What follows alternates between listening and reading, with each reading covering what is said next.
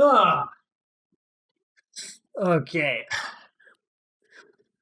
All right.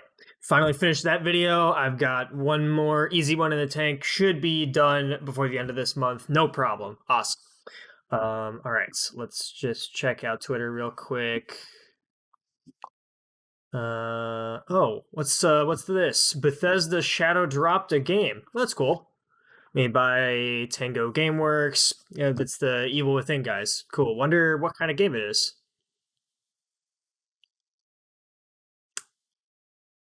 Oh, a rhythm action game.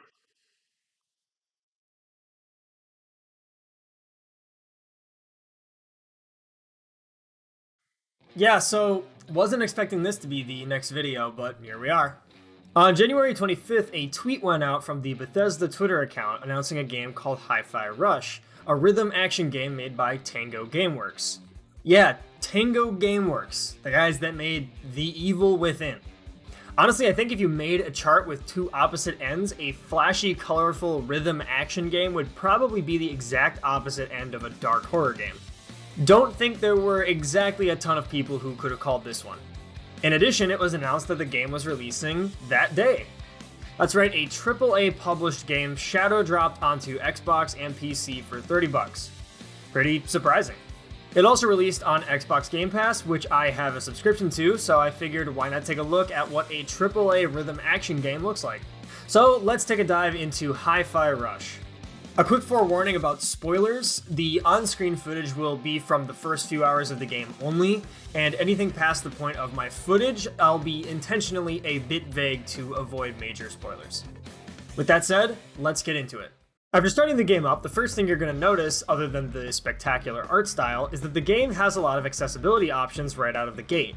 The game has a warning about audio latency and getting sync set up. It has a toggle out of the box for a streamer mode since there are licensed songs in the soundtrack, although I think I only counted 2 that would actually set off the copyright system. Detailed difficulty differences between the 4 default difficulties, explaining the differences in rhythm, timing, strictness, enemy health, and received damage, and early on in the game there's even a toggleable option for a visual rhythm indicator on the bottom of the screen at all times. It's clear they want pretty much anyone to be able to enjoy and get through the game, and it has a host of other more standard accessibility options as well. Now onto the game itself. As I mentioned before, the game has a killer cartoonish animated style that looks amazing both still and in motion, in cutscenes and in gameplay. There are more visual flourishes than I could name, but some that really stand out are things like parts of the environment that are animated and remain in sync with the music throughout the game, and parts of the game where there are seamless transitions between pre-rendered cutscenes, in-game cutscenes, and actual gameplay, in addition to sometimes 2D animated cutscenes as well. The game even tells you to use the environment to stay on beat, showing that they put a ton of focus into making that a main part of the game's style. The gameplay is characterized by 2 types of gameplay, those being adventure sections that involve running through a linear level, solving puzzles, and doing platforming, and the beat-em-up sections where you're locked in a room with enemies and are forced to clear the room before advancing. The levels are definitely linear with this formula, but it works pretty well going between the 2. When you're in the combat rooms, it becomes pretty obvious where the game's gameplay formula was taken from. During combat, you're encouraged to perform every single action on the rhythm for damage and score purposes.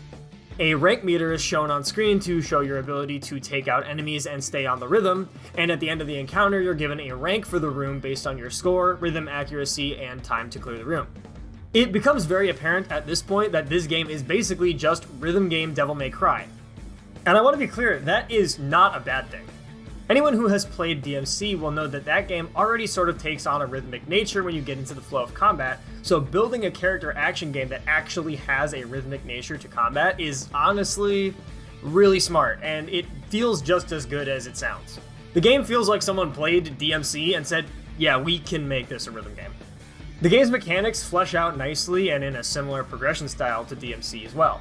There are unlockable, expandable combo routes, a grappling hook arm mechanic for pulling yourself closer to enemies, and a parry mechanic they introduce a few stages in to take advantage of blocking while being aggressive instead of just dodging.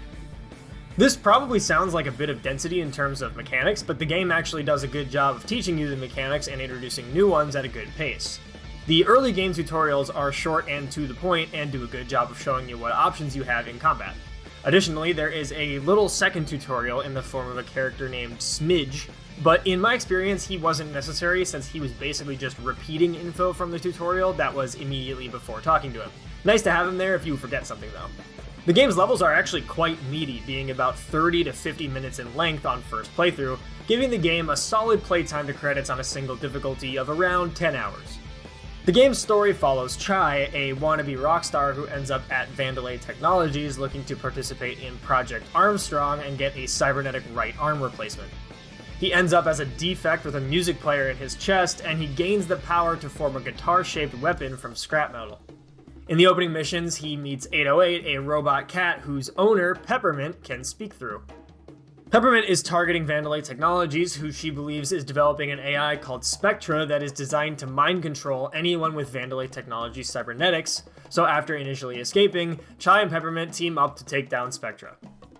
It's a pretty solid story with some really entertaining characters, pretty nice plot progression, and some surprisingly good character development by the end of the game. It's not too intrusive, and I'd say I remained pretty interested in what was going on all the way to the end. So if this is a rhythm game, how's the music?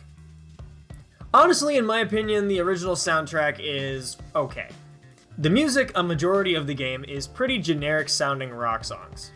There are a few very noticeable standouts, which is nice when they show up because they break the sameness of the OST up quite a bit when they show up. So I wouldn't say it's bad, just a little generic. It fits the game, that isn't really the issue, just that it's a little generic. The game itself is really very solid though.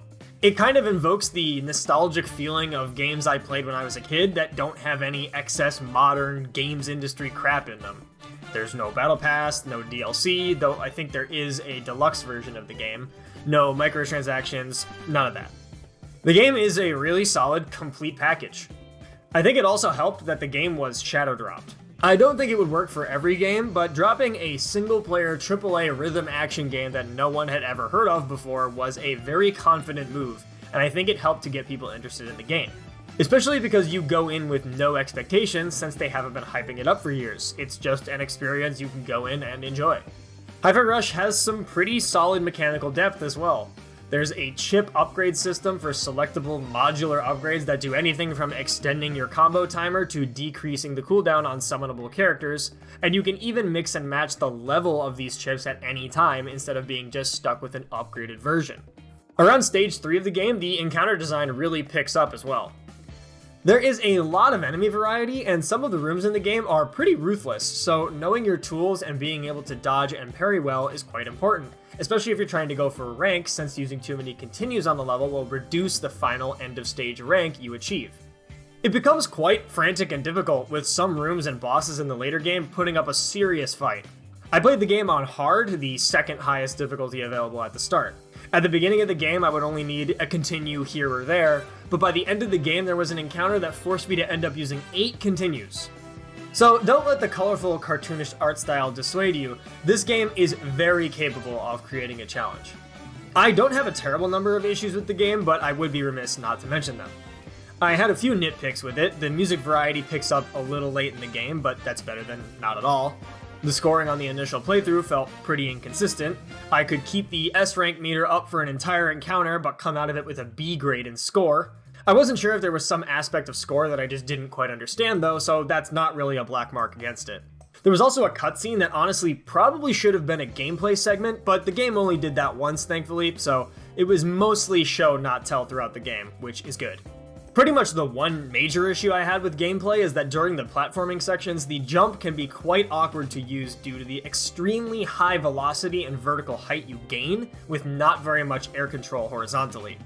This led to me constantly falling short of platforms during longer sections or areas with harder to judge distances. There were a few spots in the game where the cutscenes would hitch when transitioning between animated and 3D or from 3D to gameplay, causing the audio to drastically desync and pretty much break the cutscene.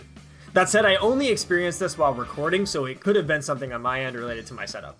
None of these things really took away from my enjoyment of the game either, they're just things I think should be noted. I would say overall, I would pretty seriously recommend this game to any rhythm game fan that also enjoys action games, and if you like Devil May Cry or other spectacle fighters in addition to rhythm games, you should probably play this as soon as possible.